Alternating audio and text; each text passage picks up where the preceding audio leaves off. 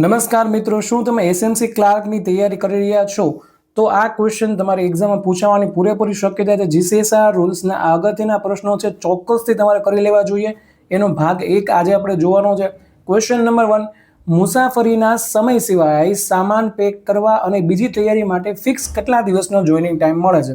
તો ઓપ્શન છે મિત્રો 3 દિવસ, 6 દિવસ, 2 દિવસ કે 10 દિવસ. તો મિત્રો રાઈટ આન્સર આવશે 6 દિવસ, જે નિયમ નંબર 15 મુજબ છે. આ નિયમ તમારે વાંચવો હોય તો એની આખી થિયરી બુક આપણી પાસે અવેલેબલ છે. રેકોર્ડેડ કોર્સ, લાઈવ કોર્સ પણ અવેલેબલ છે. નેક્સ્ટ ક્વેશ્ચન, સસ્પેન્ડેડ કર્મચારીને નિર્વાહ ભથ્થા એટલે કે સબસ્ટેન્સ એલાઉન્સ માટે કયું પ્રમાણપત્ર આપવું ફરજિયાત છે? ઓપ્શન એ તબિયતનું પ્રમાણપત્ર, ઓપ્શન બી રહેઠાણનું પ્રમાણપત્ર, ઓપ્શન સી અન્યત્ર કમાણી ન કરતા હોવાનું પ્રમાણપત્ર કે પોલીસ વેરિફિકેશન. તો મિત્રો રાઈટ આન્સર આવશે કે અન્યત્ર કમાણી ન કરતા હોવાનું પ્રમાણપત્ર એમને આપવાનું રહેશે નિયમ નંબર 69 મુજબ.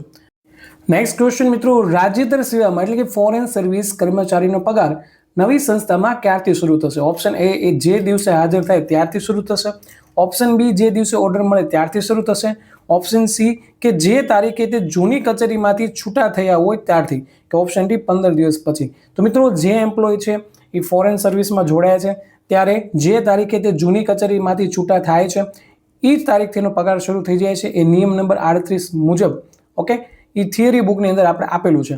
તો જે મિત્રો છે એસએમસી ક્લાર્કની તૈયારી કરી રહ્યા છે એમના માટે ખાસ અમે લઈને આવ્યા છીએ ટેકનિકલ ઓલ સબ્જેક્ટનો કોર્સ, જેની અંદર જીપીએમસી એક્ટ, જીસીએસઆર, બિન સચિવાલય કચેરી કાર્ય પદ્ધતિ અને સરકારી લેખન પદ્ધતિનો તમને લેક્ચર, થિયરી બુક અને એમસીક્યુઝ મળી જશે. પ્રાઇસ માત્ર ને 888 રૂપિયા છે. અત્યારે જ એપ્લિકેશન છે એ ડાઉનલોડ કરીને ડેમો જોઈ શકો છો. વધુ